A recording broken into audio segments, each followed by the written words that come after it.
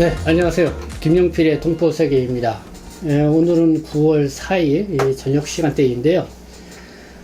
이럴 때는 어떻게 해야 하나요? 네, 중국 동포분들이 보내주신 고충 상담 사례들을 좀 모아서 오늘 특별하게 여러분들에게 말씀을 전해드리고자 합니다. 먼저 이 코로나19 관련 소식부터 여러분들에게 간단하게 먼저 전해드리도록 하겠습니다. 네, 코로나19 신규 확진자 오늘 1800명대가 넘었습니다. 1804명. 지난 7월 7일 1211명을 기록한 이후 60일 연속, 그러니까 2달 연속 이 4자리 수를 이어가고 있는 상황인데요. 이런 가운데에 오늘 이 방역당국이요, 이 사회적 거리두기, 물론 4단계, 이 수도권 지역은요, 그대로 유지를 하지만은 이 10월 3일까지는 4주일간 현 사회적 거리두기 단계를 연장을 한다고 발표를 했습니다. 이렇게 강도 높은 거리두기를 유지하는 셈이지만은 이 수도권 식당과 이 카페의 운영 시간은 밤 9시에서 10시로 1시간 늘린다고 이렇게 발표를 했고요.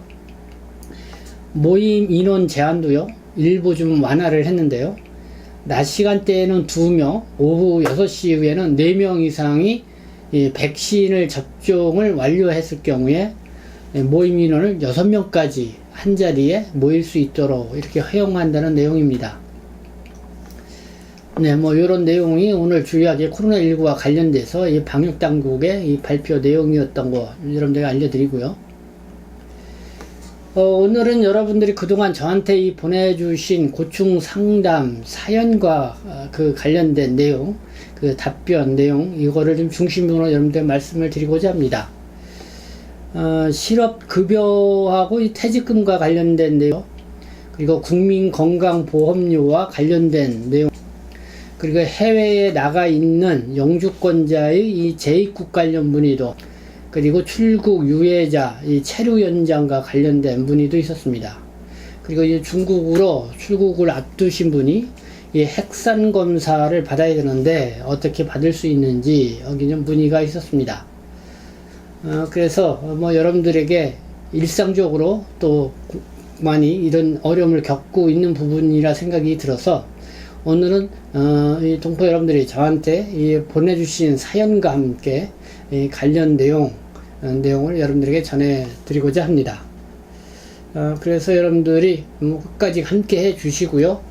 그리고 항상 이렇게 고충 상담을 저희 열린 마음으로 여러분들에게 늘 이렇게 받고 있습니다. 그러니까 국내 체류하시면서 여러 가지 어려운 상황이 있으신 분들 항상 이렇게 문의를 주시면은 제가 성심성의껏 여러분들에게 답변을 드릴 수 있도록 하고요. 그리고 또 좀이나 도움이 될 수 있도록 이렇게 노력을 하겠습니다. 네, 먼저 이 실업급여 관련 내용입니다. 네, 제가 어느 분이 보내주셨는지 이 성함까지는 말씀을 드리지 않도록 하고요. 바로 내용을 말씀을 드리도록 하겠습니다. 국장님, 제가 이 파트타임으로 5년간 월요일에서 금요일까지 하루는 4시간씩 2년 반을 했고요. 하루는 3시간씩 1년을 했습니다. 그리고 하루는 2시간 30분씩 1년 반을 했습니다. 이렇게 5년간 월요일에서 금요일까지 이렇게 파트타임으로 이렇게 일을 했는데요. 월급으로 들어가서 통장으로 받고 이 계약서는 안 쓰고 꾸준히 다녔습니다. 그리고 지금 다시 입사를 했는데요. 지난 2달째 퇴직금 13만원씩 미리 빼고 주는데 이거는 맞는 건지요? 다 아니라고 하는데요. 이 노동부에 신고를 해야 하나요? 그리고 5년 동안 일하는 거, 이 퇴직금을 받을 수 있는지요?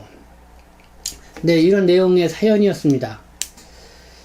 질의 내용을 다시 한번 정리해서 말씀을 드리면은요, 이 근로계약서를 쓰지 않고 5년 동안 파트타임, 그러니까 일용직으로 일을 했습니다.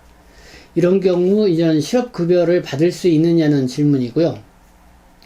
그리고 또 다시 다른 회사로 취직을 했는데 회사 사장님이 2달째 퇴직금을 13만원씩 미리 빼고 월급을 준다고 이렇게 얘기를 했습니다.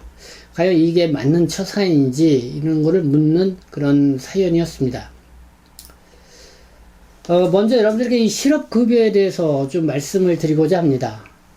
이 실업급여, 이 고용보험에 가입된 근로자가 실직을 했을 경우 다음 일자리를 찾을 때까지, 그러니까 재취업 기간이라고 할 수 있죠.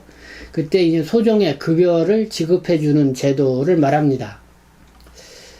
그래서 2020년 6월 현재 실직을 하기 전 6개월 동안 일을 하게 되면은, 그러니까 최소한 6개월을 일을 해야 되는 겁니다. 이상을.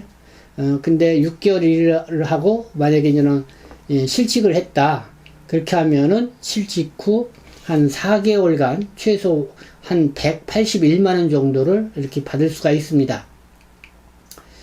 이 고용보험 가입 기간이요. 이 10년 이상인 사람의 경우 50세 미만이면은 8개월간, 그리고 50세 이상이면은 9개월 동안 여러분들이 이 실업급여를 받을 수가 있습니다. 이 실업급여를 받으려면은요, 어떤 조건이어야 되냐? 일단은 근로계약서를 작성을 하고 고용주하고 근로계약을 체결을 해야 합니다. 그리고 노동부에 신고를 하고요. 그리고 이 고용보험에 가입이 되어 있어야 합니다. 그리고 최소 6개월 이상 일을 해야 하고요. 그리고 이직을 하거나 퇴직을 하는데 그 사유가 고의적이지 않아야 합니다. 그냥 비자발적이어야 합니다. 여러분, 내가 이직을 하고 싶다, 퇴직을 하고 싶다 해서 내가 자발적으로 하게 되면은 실업급여를 받을 수가 없습니다.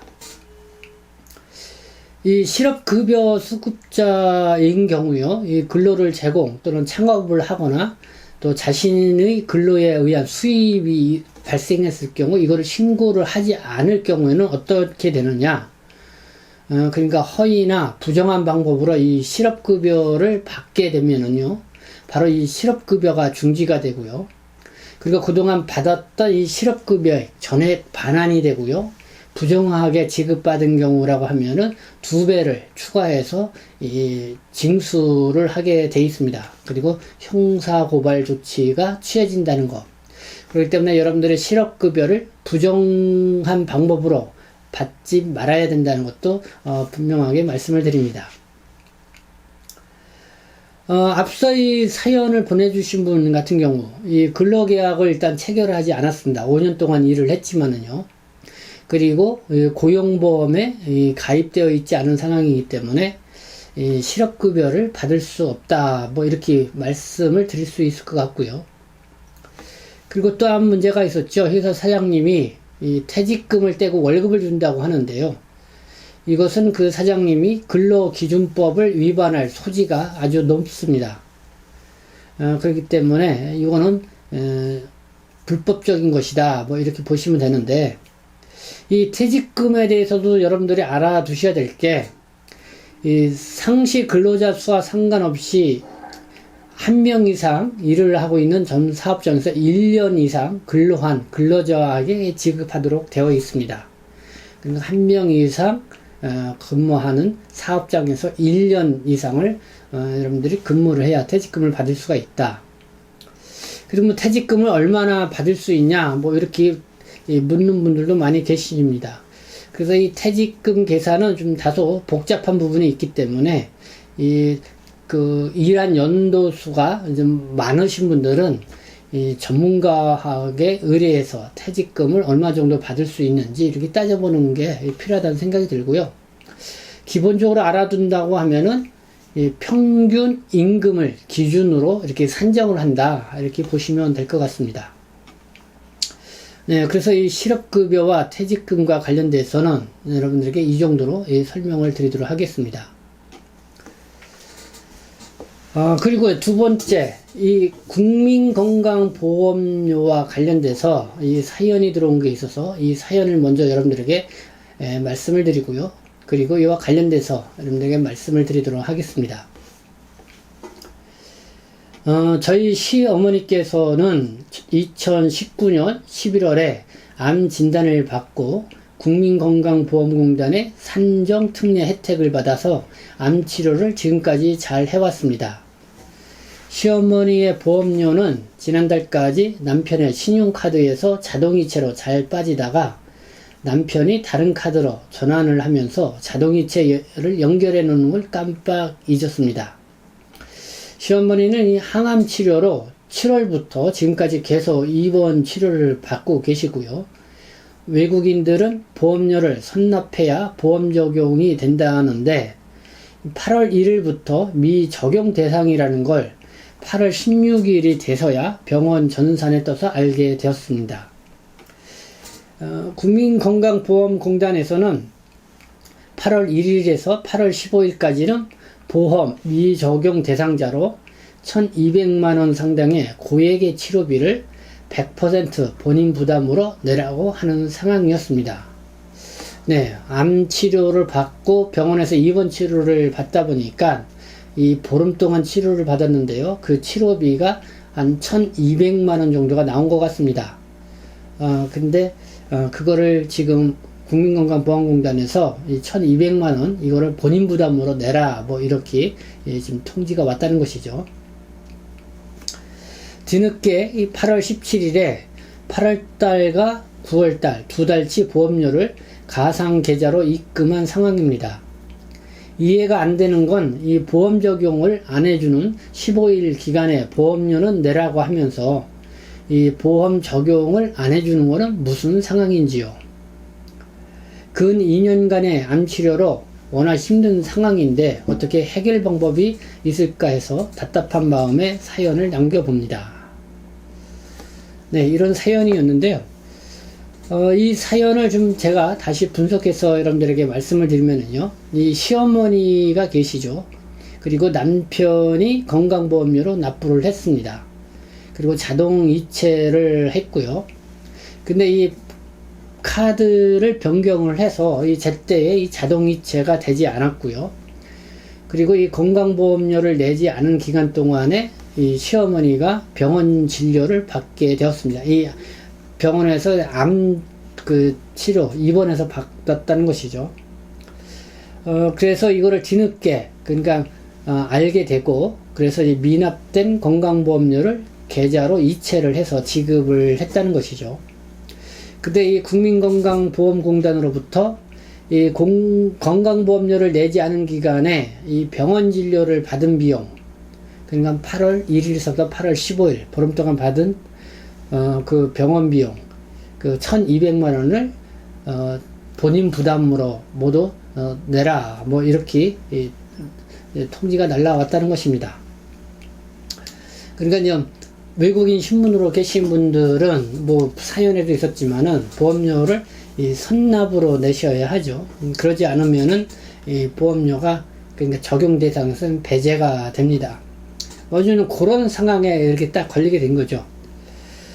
그래서 이제 그 사실을 알고 이 보험료가 아마 2달 정도 밀려 있었던 것 같습니다. 8월달, 9월달. 그래서 그 보험료를 저는 이렇게 그 지정한 계좌로 납부를 하게 됐다는 것입니다. 이분 같은 경우는요, 뭐 그래도 국민건강보험공단에 이렇게 이의 신청을 해서 그러니까 1,200만원 이렇게 본인 부담으로 하라 뭐 이 부분을 어느 정도 이제 보험에서 이렇게 보험료로 혜택을 받을 수 있도록 이렇게 해결을 받다고 나중에 저한테 이렇게 전해 왔습니다. 그래서 여러분들 중에 혹시 이런 상황에 놓여 있는 분들도 있을 거라고 생각합니다.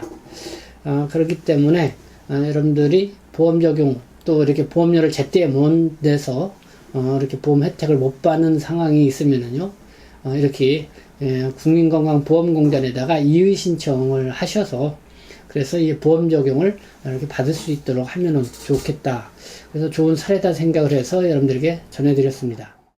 네, 1부에서는 네, 여기까지 이 사례를 여러분을 말씀을 드리고요. 그래서 2부에서 이어서 여러분들에게 말씀을 드리도록 하겠습니다.